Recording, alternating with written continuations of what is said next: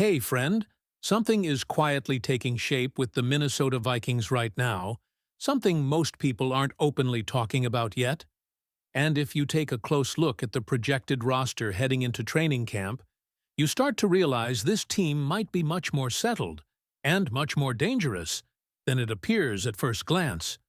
Because when you analyze the projected 53-man roster for camp, what stands out isn't chaos. It's clarity.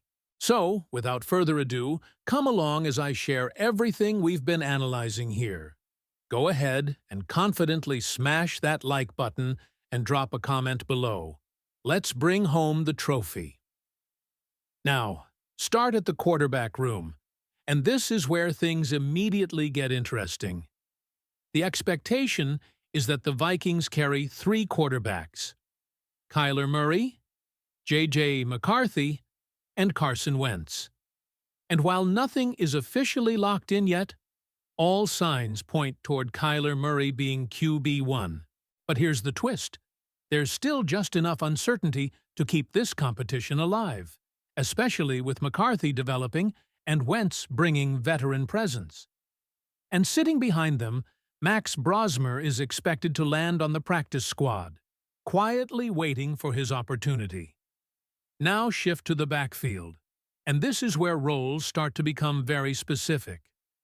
The Vikings are projected to keep 4 running backs, and each one brings something completely different to the table. Jordan Mason looks like your power back, the guy who can grind out tough yards. Aaron Jones fits that veteran mold, reliable, smart in pass protection, and capable on third downs. Then you've got Deion Claiborne, who might be the most unpredictable of the group. He's the type of player who could explode for big plays, or take time to develop. And don't overlook Max Bredesen at fullback. If you spend a draft pick on that position, you're planning to use him. At wide receiver, things get even more compelling. This room is loaded, but also competitive. Justin Jefferson is the centerpiece, no debate there. Jordan Addison is right behind him, expected to play a major role again. Then you have Jawan Jennings and Jalen Nailor, both strong contributors, followed by Ty Felton, who, despite being a recent third-round pick, is not completely untouchable. That's where the intrigue builds, because players like undrafted rookie Dillon Bell are already turning heads, and if the Vikings decide to adjust roster numbers at another position, someone unexpected here could be squeezed out. Still, given how often this offense runs 3 receiver sets, keeping 6 wideouts feels like the most logical outcome. Now at tight end, this might be one of the more underrated battles to watch. T.J. Hawkinson is locked in. Josh Oliver is locked in. But that third spot? That's wide open. Gavin Bartholomew, a 6th-round pick, has the draft pedigree, but Ben Yurosek, an undrafted free agent, has already shown flashes, especially when Bartholomew dealt with injuries. And this is the kind of decision that won't be made on paper. It'll be decided on the field in training camp. Then comes the offensive line, where the Vikings are expected to keep 10 players. The starters are set: Christian Darrisaw, Ezra Cleveland, Garrett Bradbury, Ed Ingram, and Brian O'Neill form the core. Behind them, names like Blake Brandel, Ali Udoh, and others provide depth. But even here, there are subtle battles forming. That final interior backup spot could come down to a tight competition, and those are the kinds of decisions that shape depth over a long season. And when you zoom out and look at the entire offensive unit, the real question starts to hit. Can this finally be a top 10 offense under Kevin O'Connell? The talent is there. The structure is there. But execution? That's what training camp is going to start revealing. So before we even get to the defensive side, which has its own set of fascinating storylines, I want to hear from you. Do you believe this offense has what it takes to break into the top 10 this season? Or is there still something missing that could hold them back? Drop your thoughts in the comments right now. And when you flip this conversation to the defensive side of the ball, that's where things start to feel even more layered, even more unpredictable, and maybe, just maybe, more important to how far this team can actually go. Because the defensive line, at least at first glance, feels relatively set. 5 names stand out as near locks: Jalen Redmond, Levi Drake Rodriguez, Khyiris Tonga, Esezi Otomewo, and Tiare Ingram Dawkins. Now, Ingram Dawkins is an interesting case because he brings positional flexibility. He could line up as a defensive lineman, but there's also a real possibility he shifts into a linebacker or edge role depending on how things unfold. That alone tells you how fluid this defensive front could be. But the real tension comes from that final spot on the line. It's not guaranteed. It's a battle. Elijah Williams, Taki Taimani, and Isaiah Loudermilk are all in that mix. And here's where familiarity might play a role. Loudermilk has a connection with defensive coordinator Brian Flores, and in a system as complex and aggressive as Flores runs, that trust can be the difference. Not necessarily talent, but trust in execution. Now transition into the linebacker and edge group, and you start to see the backbone of this defense. Andrew Van Ginkel and Dallas Turner project as your starting edge rushers, 2 players expected to bring pressure consistently. Inside, Blake Cashman and Eric Wilson anchor the linebacker unit. These are your tone setters, your stabilizers, but again, the depth is where things get complicated.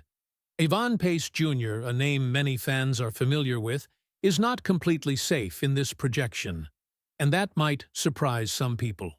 Because if the Vikings decide they need more versatility or want to keep additional defensive linemen, someone like Pace could be on the edge of that roster bubble. Meanwhile, Bo Richter and Gabriel Murphy, both of whom showed flashes in preseason situations, are trending toward making the team as rotational contributors. These aren't just depth pieces. They're players who could be called upon in key moments. Then you get to the cornerback room, and this is where the Vikings might do something a little different this year. Instead of keeping the usual 4, there's a strong possibility they go with 5. Byron Murphy Jr. is the clear leader of this group. Alongside him, Isaiah Rodgers and Makey Blackman are expected to have significant roles. And then comes the story that could quietly become one of the most compelling on this roster: Dwight McGlothern, an undrafted free agent who's been grinding, developing, and showing flashes over time. And now, he might finally break through and secure a spot on the 53-man roster. That's not just depth, that's a storyline. That's the kind of player fans rally behind. Zamari Vaughn is also in the mix, but right now, the edge seems to favor McGlothern based on consistency and familiarity within the system. At safety, things tighten up again. After keeping 7 safeties last season, the expectation now is a reduction. Josh Metellus, Cameron Bynum, and Louis Seen headline the group. Jay Ward and Theo Jackson round out what looks like a solid 5-man unit. And then there's a name that sparks debate: Tavier Thomas.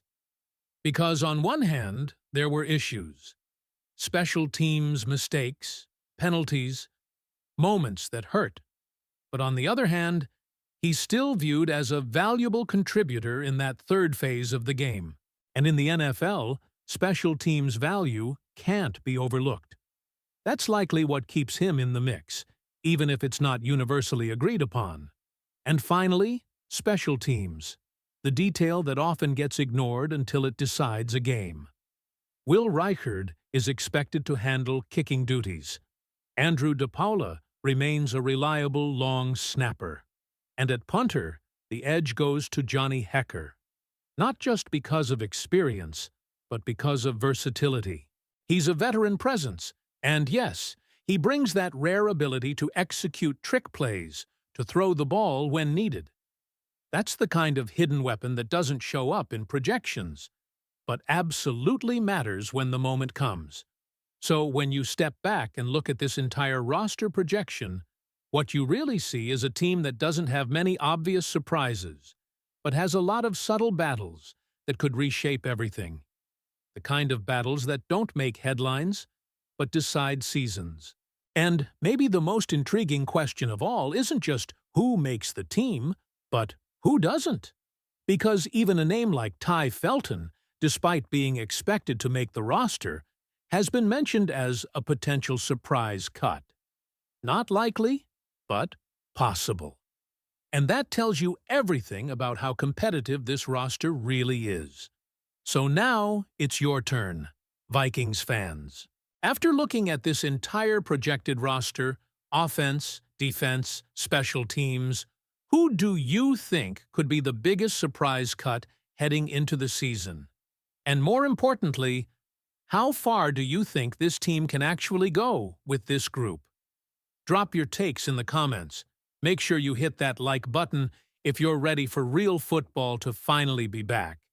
And don't forget to subscribe so you don't miss anything as we head into training camp and beyond.